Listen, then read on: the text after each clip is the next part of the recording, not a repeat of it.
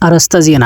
በምክር ቤቱ ፊት ጆሮ ዳባ ልበስ ያሉበትን የውሸት ጋጋታ እየደረደሩ ምላሽ የሰጡት የብልጽግናው መሪ አብይ አህመድ አስደንጋጭና ፈጣን አጸፋዊ ምላሽ ተሰጥቷቸዋል። አብይ በፊታቸው በተኮለኮሉት ምስለኔዎች ፊት ገዱ አንዳርጋቸውን በማንሳት የኤርትራን ሰራዊት ጉዳይ ማዝረክረካቸው ይታወሳል። ሆኖም ከወደ ኤርትራ በሰዓታት ልዩነት አፋጣኝ ምላሽ ተሰጥቷቸው የነበሩት አብይ ያሁኑ ግን አንገታቸውን ያስደፋ ሆኖባቸዋል። ከኤርትራው የማነ ምላሽ ቀጥሎ በርካታ ዓመታትን ከጉያቸው የነበሩትና የቅርብ ሚስጥራቸውን የሚያውቁት ገዱ የ4 ኪሎን የብልጽግና መሪ እንደ ንብ ቀፎ ባዶ ያስቀረ ምላሽ ሰጥተዋል።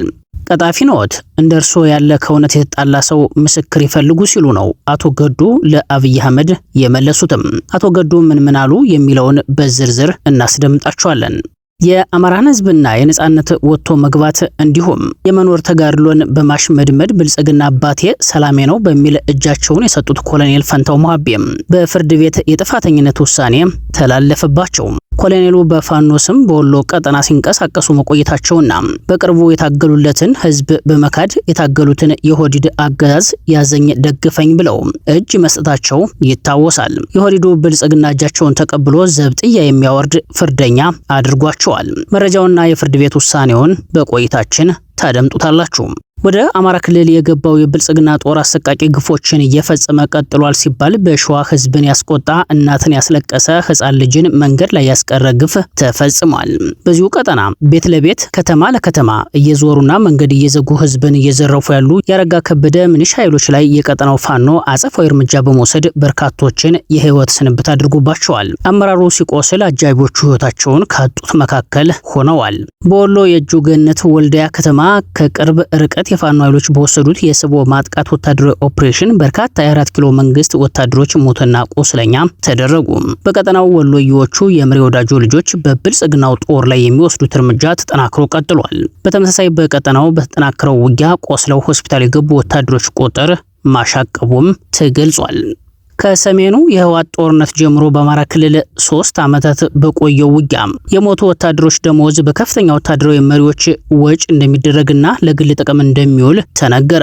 ወታደሮቹ በግንባር ሲሰዉ ይከፈላቸው የነበረው ወራዊ ደሞዝ በአዛዦቻቸው እየወጣ ለመሪዎቹ የግል ጥቅም እየዋለ መሆኑ ነው የተረጋገጠው። ሰላም ጤና ይስጥልን የተከበራችሁና የተወደዳችሁ አድማጭ ተመልካቾቻችን በያላችሁበት ሰላምታችን ይረሳችሁ። አብራችሁን ስትቆዩ እነዚህንና ሌሎች መረጃዎችንም የምታደምጡ ይሆናል። በድጋሚ ቆይታችሁ እኛ ጋር ይሁን።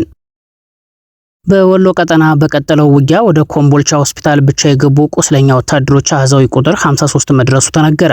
ይህ የቁስለኛ ብዛት ከኮምቦልቻ ከተማ 2 የጦር ሄሊኮፕተሮች የቆሰሉ አመራሮችና መሰረታዊ አዋጊዎችን ትላንት ጭነው ወደ አዲስ አበባ ከወሰዱት ውጭ መሆኑም ተገልጿል። ትላንት እኩለ ቀን 6:40 ላይ ኮምቦልቻ ከተማ ያረፉት 2 የጦር ሄሊኮፕተሮች ከፍተኛ ወታደራዊ አዛዦችና መሰረታዊ አዋጊዎችን ጨምሮ ከ47 በላይ ቁስለኛ ወታደሮችን ወደ አዲስ አበባ ጭነው መውሰዳቸውን የዓይን እማኞች ተናግረዋል።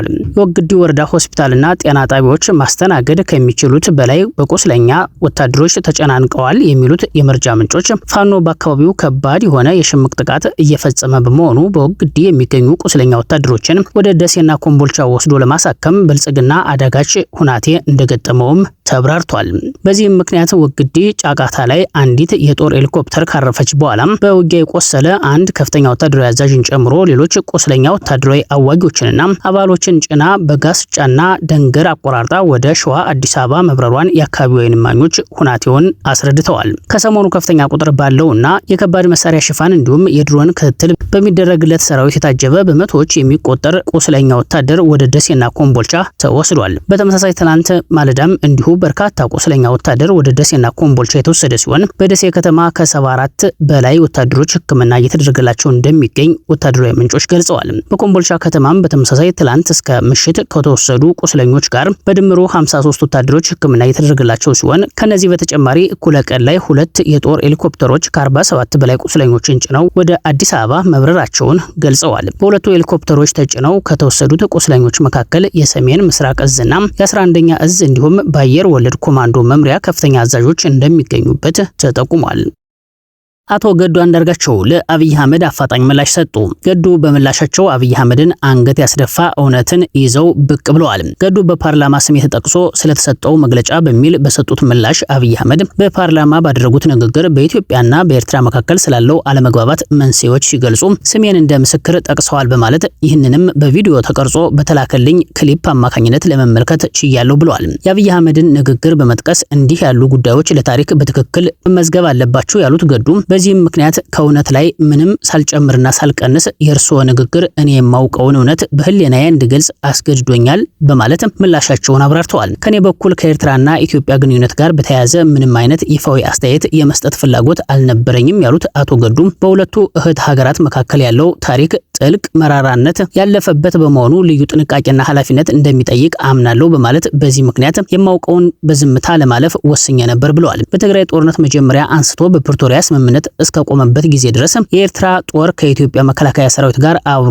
ያልተዋጋበት አንድም ጊዜ አልነበረም በማለት የቀጠሉት አቶ ገዱ እንዲያውም የትግራይ ኃይሎች 2013 ዓ.ም ክረምት ላይ ወደ አማራ ክልል በገቡበት ወቅት የኤርትራ ጦር እስከ ደብረ ታቦር አካባቢ ድረስ ዘልቆ ተንቀሳቅሷል ሲሉ አብይ አህመድ በምክር ቤት ስለ ኤርትራ ጦር የሰጠውን ምላሽ በአጸፋዊ አደብዝዘውታል። የኢትዮጵያ መከላከያ ሰራዊትና የኤርትራ ጦር የጋራ ወታደራዊ ዘመቻቸውን ያቆሙት ከፕሪቶሪያ ስምምነት በኋላ በተገለጸው የተኩስ አቁም ብቻ ነው የሚሉት አቶ ገዱ እስከዛው ድረስ እንደ አንድ ኃይል ሆነው በብቃት ሰርተዋል ብለዋል። ልዩነት ቢኖር በጦርነቱ ሁለተኛ ምዕራፍ ማብቂያ ላይ የትግራይ ኃይሎች ከአማራ ክልል ከወጡ በኋላ የኢትዮጵያ አዛዦች ከፍተኛ ማዕረግ ሲሰጣቸው የኤርትራ አዛዦች አለመካተታቸው ብቻ ነበር የሚሉት አቶ ገዱ እንዲህ ያለ ሰፊ ውድመት ከደረሰ በኋላ ከትግራይ ህዝብም ሆነ ከመላው የኢትዮጵያ ህዝብ ይቅርታ ይጠይቃሉ ብዬ ጠብቄ ነበር ብለዋል። ሆኖም ጉዳዩ በተዛባ መልኩ ሲቀርብ ስመለከት እርስዎ ላነሱት የተለየ ነጥብ ብቻ ምላሽ ለመስጠት መረጥኩ በማለት በትግራይ ጦርነት ወቅት በሁሉም ወገኖች የደረሰው ጥፋት እጅግ ከባድ ከመሆኑ የተነሳ የትግራይ ህዝብ ለመኖር እየታገለ ነው። ኃላፊነትን በአንድ ወገን ላይ ብቻ በመጫን ራስን ነጻ ለማውጣት መሞከር ህጋዊ፣ ፖለቲካዊ ወይም ሞራላዊ ተጠያቂነትን አያስቀርም ሲሉ አብይ አህመድም ሆነ እሳቸው ከተጠያቂነት እንደማያመልጡ ያመኑበትን እውነት አስረድተዋል። እንዲያውም ሀገሪቱ ለወደፊት ተመሳሳይ አደጋዎችን ለማስወገድ መማር ያለባትን ትምህርት እንዳታገኝ እንቅፋት ይሆናል በማለት በእውነቱ ከሆነ በዚያ ጦርነት ወቅት የትግራይ ህዝብ ከጎኑ በጽናት የቆመ መንግስትም ሆነ የፖለቲካ ኃይል አልነበረውም ብለዋል። ያገኙት ጥቂት ድጋፍ ከጥቂት ኢትዮጵያውያን የፖለቲካ ሰዎች ከዓለም አቀፍ ድርጅቶችና ከአንዳንድ የውጭ መንግስታት ብቻ ነበር። ይህ የቅርብ ጊዜ ብሔራዊ ታሪካችን የማይመች ቢሆንም ትክክለኛ ዘገባ ነው ሲሉም አስረድተዋል። ከትግራይ ህዝብ ጋር የተበላሸውን ግንኙነት ለመጠገን ጥረት አድርገው ቢሆን ኑሮ እኔም ይህን ጥረት ከሚደግፉት አንዱ በሆንኩኝ ነበር የሚሉት አቶ ገዱ ይልቁንም ላለፉት ስህተቶች ምንም አይነት የጸጸት ምልክት ሳያሳዩ ለደረሰው ከፍተኛ የሰው ህይወት መጥፋት፣ የንብረት ውድመት፣ የማህበራዊ መበተንና ለሀገሪቱ የህልውና ቀውስ ተጠያቂነትን ወደ ሌሎች ለማሸጋገር ሞክረዋል በማለት አብይን ተችተዋል። ይህ በእጅጉ አሳስቦኛል። ሀገሪቱ ቀድሞውኑ አለመረጋጋት ውስጥ ባለችበት ወቅት አዲስ ቀውስ ለመፍጠር እየሞከሩ ያሉ ይመስላል። እርስዎና አስተዳደሮ በህዝባችን ላይ ለደረሰው ጥፋት ቀዳሚውን ኃላፊነት ቢሸከሙም ውድቀቶቹን ሁልጊዜ ወደ ውጭ ሴራዎች ያመካኛሉ። ይህ ሊቆምና ሊገታ ይገባል በማለት አብይ አህመድ በምክር ቤት ያነሳው ነጥብ በሙሉ ከእውነት የራቀ መሆኑንም አስረድተዋል። አቶ ገዱ አንዳርጋቸው በምላሻቸው ላይ ብዙ ነጥቦችን እያነሱ ውሸታም ያሉት አቶ ገዱ አብይን ቀጣፊ ነዎት፣ እንደርሶ ያለ ከእውነት የተጣላ ሰው ምስክር ይፈልጉ በማለት ለብልጽግናው መላክ ነኝ ባዩ መሪ ምላሻቸውን አስቀምጠዋል። የብልጽግና ጀነራሎችና የክፍለ ጦር አዛዦች በአውደ ግንባር የሞቱ የመከላከያ ሰራዊት አባላትን ደሞዝ ለ6 ወራት ያክል እንዳሉ በማድረግ ገንዘቡን እንደሚቀበሉ ይፋ ተደረገ። አለሙ አንዳርጌ የተባለ የምዕራብ እዝ 401ኛ ኮር 24ኛ ክፍለ ጦር ፋይናንስ ቡድን ኃላፊ ሲሆን ከሰራዊት በመክዳት 206ኛ ኮር 34ኛ ክፍለ ጦር የፋኖ ኃይልን ተቀላቅሏል። ከ2013 ዓ.ም ጀምሮ የመከላከያ ሰራዊት በከፈታቸው የእርስ በርስ ጦርነቶች ሁሉ የተሳተፈው አለሙ አንዳርጌ ለ5 ዓመታት በቀጠለው ውጊያ የመከላከያ ሰራዊት የራሱን ህዝብ ከመጨፍጨፍ ባለፈ አንዳችም ለውጥ እንዳላመጣ አስረድቷል። በተለያዩ ከተሞች በተለይም ከኦሮሚያና ደቡብ ታፍሰው ወደ ጦርነት የሚማገዱ ታዳጊዎችን ሞት ተመልክቻለሁ የሚለው ነባሩ ወታደር ከማሰልጠኛ ወጣው ወደ ግንባር የተሰለፉ ምልምል ወታደሮች እልቂት በመከላከያ ሰራዊት ታሪክ እጅግ አስከፊ እንደሆነም መስክሯል። ባለፉት 3 ዓመታት ከአማራ ህዝብ ጋር በተደረገው ውጊያ የሰራዊቱ ሞትና ፍልሰት ከቁጥጥር ውጭ በመሆኑ ጀነራሎችና የክፍለ ጦር አዛዦች የተሰዉ የመከላከያ ሰራዊት አባላትን ደሞዝ ለ6 ወራት በማንቀሳቀስ ለራሳቸው ጥቅም እንዲውል ማድረጋቸውን በተደረገ የፋይናንስ ምርመራ ውጤት መረጋገጡንና መረጃው ከወታደራዊ ተቋሙ ውጭ እንዳይወጣ መደረጉን ተናግሯል። የምዕራብ ዕዝ 401ኛ ኮር 24ኛ ክፍለ ጦር ፋይናንስ ቡድን ኃላፊ በመሆን ለ3 ዓመታት ያገለገለው አለሙ አንዳርጌ በንጹሃን ፍጅትና ሰቆቃ መካከል የሚደረገውን ጦርነት እንደ ትልቅ ካምፓኒ የሚጠቀሙት የጦር መኮንኖችና ጀነራሎች በጦር መሳሪያና በህገወጥ የሰዎች ዝውውር ንግድ እንደበለጸጉ ይህ መረጃ በወታደራዊ ተቋም ከፍተኛ አመራሮች ድረስ የሚታወቅና በዝምታ የሚተገበር መሆኑንም አስረድቷል። የአብይ አህመድ ኃይል በመራቤቴ የፋኖ አመራር ቤተሰቦች ናችሁ በሚል እገታና የንብረት ውድመት ማድረሱ ተገለጸ። የአብይ አህመድ ወንበር አስጠባቂ ኃይል የአማራ ፋኖችን በትር መቋቋም ሲያቅተው ደቡብ አማራ ቀጠና መራቤቴ የአማራ ፋኖ ብሔራዊ ንቅናቄ ደቡብ አማራ ቀጠና አጼ ዘርዓ ያዕቆብ አንደኛ ኮር በበፍቃዱ ክፍለ ጦር ምክትል አዛዥ አርበኛ ብላቸው እሸቴ ቤተሰቦች ላይ ያነጣጠረ የግድያ ያፈናና የንብረት ማውደም ድርጊት መፈጸሙ ተጠቁሟል።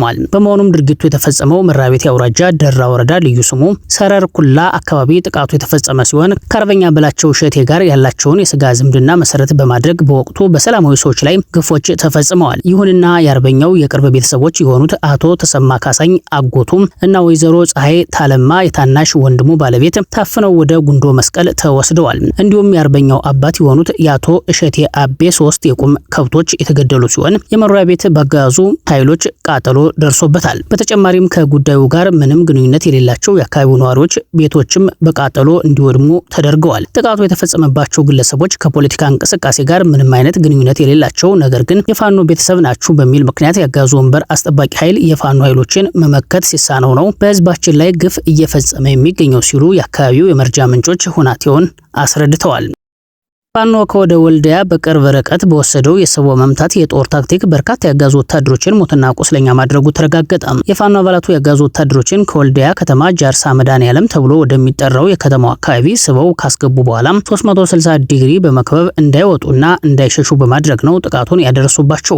በአማራ ፋኖ ብሔራዊ ንቅናቄ ምኒልክ ዕዝ ምስራቅ አማራ ቀጠና ኮር 1 አሳምነው ክፍለ ጦር ስር ከ4ኛና ከ5ኛ ሬጅመንት የተውጣጡ ጥቂት የፋኖ ኃይሎች ጥር 27 2018 ዓ.ም የሰው መምታት የውጊያ ታክቲክ ተጠቅመው በወሰዱት ብርቱ እርምጃ የጠላት ኃይልን ቅስም በመስበር ድል መቀዳጀታቸውን ለማረጋገጥ ተችሏል። ባሳመነው ስም የሚጠሩትና ባሳመነው ስም እየፎከሩ የጠላት ምሽግን የሚንዱት የፋኖ አባላቱም ጠላትን በተደጋጋሚ ጊዜ በመቱበት ወልዲያ ከተማ ዙሪያ የብልጽግና ሰራዊትን ያፈሙዝ እሳት አሳርፈውበታል። የጠላት ኃይል ከየጁ ገነት ወልዲያ መነሻውን አድርጎ በከተማዋ ዙሪያ ጃርሳ መድኃኔዓለም ተብላ ወደምትጠራው አካባቢ ያቀና ሲሆን የፋኖ አባላቱም መንገድ ከፍተው አሳልፈውታል። ያጋዙ ወታደሮች ጃርሳ ከደረሱ በኋላ የተናኮሳ ኃይል ባለመኖሩ ድንጋጤና ጥርጣሬ ተጋብቷቸው በአስቸኳይ አካባቢውን ለቀው ወደ ወልዲያ ለመሸሽ ሲሞክሩ የፋኖ አባላቱ መግባት እንጂ መውጣት የለም በሚል የጥቃት ዶፍ አውርደውባቸዋል። በዚህም በርካታ ያጋዙ ወታደሮች ሞትና ቁስለኛ የተደረጉ ሲሆን ከወልዲያ መቻሬ ተጠምዶ ሲሰጣቸው በነበረው የከባድ መሳሪያ ሽፋን ተጠቅመው ሞትና ቁስለኛቸውን ሸክፈው ወደ ወልዲያ ከተማ ሸሽተዋል። የጠላት ብልጽግና ወታደራዊ ኃይል ወልዲያ ዙሪያን ጨምሮ በምስራቅ አማራ ቀጠና በፋኖ በሚወሰድበት ጠንካራ እርምጃ ለሰዓታት ቆሞ መዋጋት በማይችልበት ሁኔታ ተሽመድምዶ ከባድ የሆነ የሰብአዊና ቁሳዊ እንዲሁም ሞራላዊ ኪሳራን እየተከናነበ ይገኛል ሲሉ ምንጮች ተናግረዋል።